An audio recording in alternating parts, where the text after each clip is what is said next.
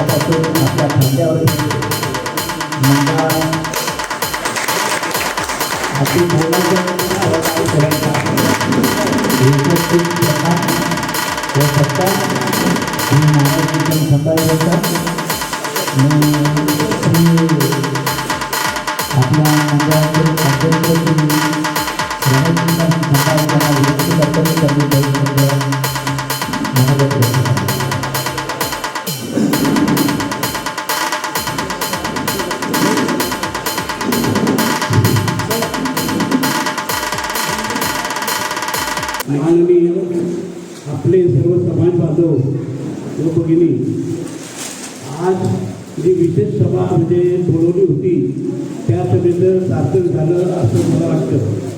कारण की जी नवीन आता कार्यकारिणी निवडण्यात आलेली आहे त्यांनी योग्य प्रकारे मार्गदर्शन करायचं काम मी करणार आहे आणि त्यांना जर आवश्यकता वाटली तरी मी त्यांना सर्व माहिती देईन। असं काही नाही की मी आजपर्यंत म्हणजे जवळजवळ 1986 पासून अध्यक्षपदाची धुरा सांभाळली। तर खूप माझ्या प्रगतीत मला खूप अनुभव असल्यामुळे त्यांना प्रत्येक गोष्टीची अडचण आली तर त्यांनी मला विचारणा करावी। मी त्यांना प्रत्येक वेळेला मार्गदर्शन करेन आणि योग्य प्रकारे त्यांनी जसं सामाजिक कार्यामध्ये जसं आम्ही कामं केली त्याप्रमाणे त्यांनी सुद्धा करावी. आर्थिक मदत कोणाला पाहिजे. आजपर्यंत आम्ही आमच्या कार्यकारिणीमध्ये 4 वेळा 4 सभासदांना आर्थिक मदत केलेली आहे. आणि त्याची म्हणजे आर्थिक म्हणजे हॉस्पिटल मदत किंवा एखादी अडचण असेल अशी आम्ही 4 सदस्यांना किंवा एखादा एकदम गरीब असेल तर अशा सदस्यांना सुद्धा आम्ही वर्गणी स्वतः कमिटी सदस्यांनी वर्गणी काढून त्यांना आर्थिक वर्गणी आणि कोरोना काळामध्ये आम्ही स्वतः वर्गणी जमा करून म्हणजे कमिटी सदस्यांनी त्यांना प्रत्येक गरीब माणसांना आम्ही जवळजवळ 1000 ते 1500ची राशन घेऊन त्यांना दिवाळी साजर करण्यासाठी मदत केलेली आहे. आणि ती वाटप प्रत्येक जवळजवळ 14 लोकांना केली. आपल्या मंडळाच्या 14 लोकांना केली. आणि आपण या नवीन कमिटीने कामं करत राहायची. त्यांना चांगल्या प्रकारे शुभेच्छा देऊन मी माझे 2 शब्द संपवतो. मी तदनंतर श्री किशोरपद हिम्मतवाडे यांना विनंती करतो की त्यांनी 2 शब्द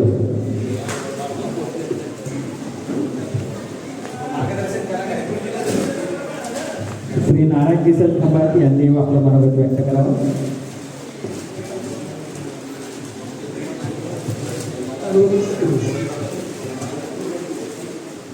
उपस्थित आलेले सर्व सभासद,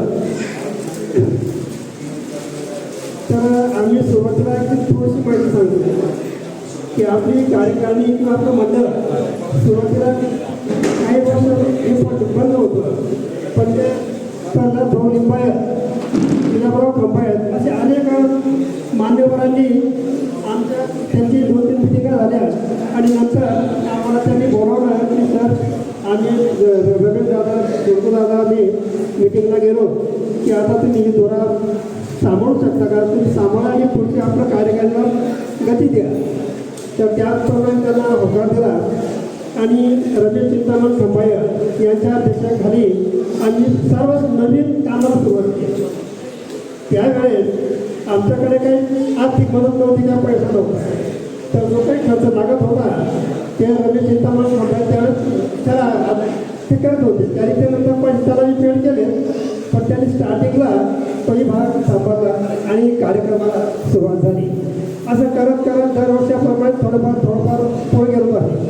नंतर मग काही ठिकाणी थोडंफार आपल्या हे सहाय्यक निबंधक असतात, अधीक्षक असतात, त्या ज्या अडचणी होत्या त्याही जुळकू दादा आणि रमेश दादा आणि मी किशोर दादा आम्ही सगळ्यांनी आणि किशोर कुर्ली खंबायर या 5-6 लोकांना तिथं एका शब्दाला हजर राहायचो. जे आमच्या काही बरोबर तरी असल्या किंवा त्याला आम्हाला बरोबर होत्या ते त्याला चुकीच्या म्हणत होत्या. तर त्यांनी सगळे ॲडजस्ट करून दादांनी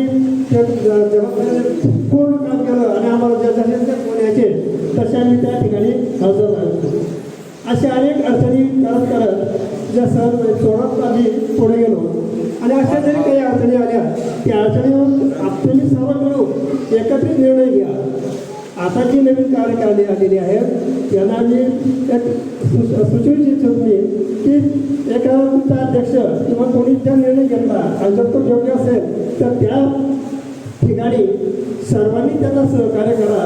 कुठे अडचण येऊ नये, कुठे काय करू नये किंवा त्याप्रमाणे जे नवीन आमच्यापेक्षा काय आमचे हे जे तुम्ही कार्य करताय आम्ही जे करतो ते तर काय हरकत नाही ते कराच.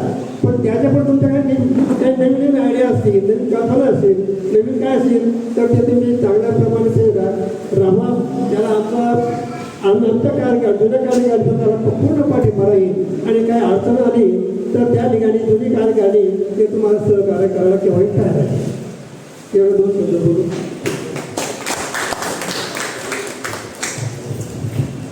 तदनंतर जुन्या सदस्य कमिटीमध्ये श्री लक्ष्मण लिंबा आचेगावकर हे सुद्धा कार्यरत होते. मी त्यांचा सुद्धा सत्कार आणि स्वागत करण्याची विनंती करतो. श्री पंकज तळे त्यांचा सत्कार व त्यांचं स्वागत करावं. त्यांनी जुन्या कमिटीमध्ये ते अगदी कमिटी घडण्यापासून ते आत्ताच्या कमिटीपर्यंतमध्ये ते कार्यरत होते.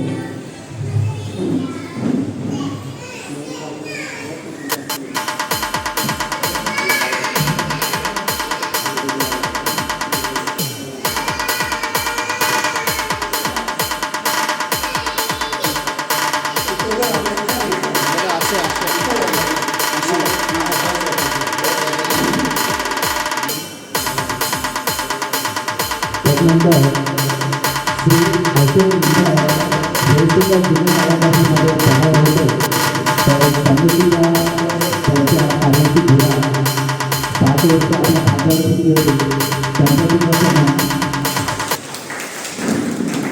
श्री अशोक समाज करते.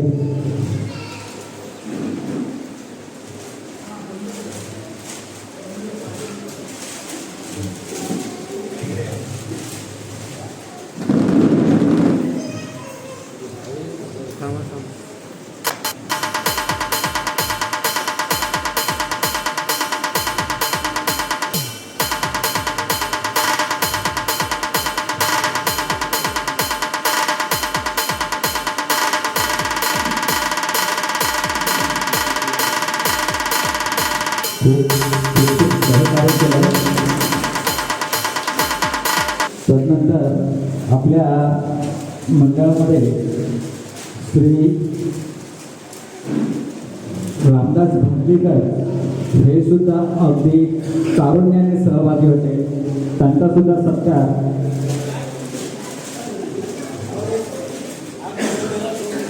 हो हो हो हो नक्कीच नक्कीच ती आठवण आहे आम्हाला त्यांच्याबद्दलची. हां सर या सत्कार करायला.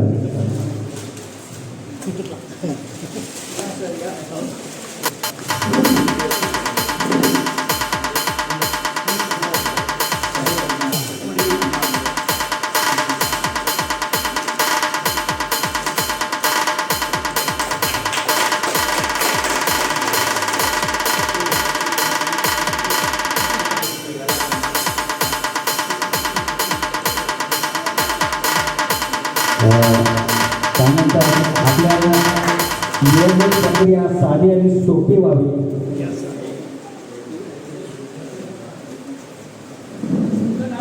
आपली निवडणूक प्रक्रिया एकदम सोपी व्हावी आणि त्यानंतर ती किचकट होऊ नये व त्यासाठी आपल्या मंडळाला सहकार्य करता येईल. तर श्री शांताराम तळेले यांनी अर्ज मागे घेऊन मंडळाला सहकार्य केल्यावर निवडणूक बिनविरोध केली गेले. शांताराम तळेले त्यांचा सुद्धा स्वागत. त्यानंतर श्री सुभाष तळेले हे सुद्धा आपल्या कार्यकारिणीमध्ये मागील कार्यकारिणीमध्ये होते. त्यांनी सुद्धा मोलाचं सहकार्य केलं. मी साहेबराव कांबळे यांना विनंती करतो की त्यांनी त्यांचा सत्कार व सन्मान करावा. त्यानंतर श्री रामदास भांडीकर यांनी थोडंसं आपलं मनोगत व्यक्त करावं.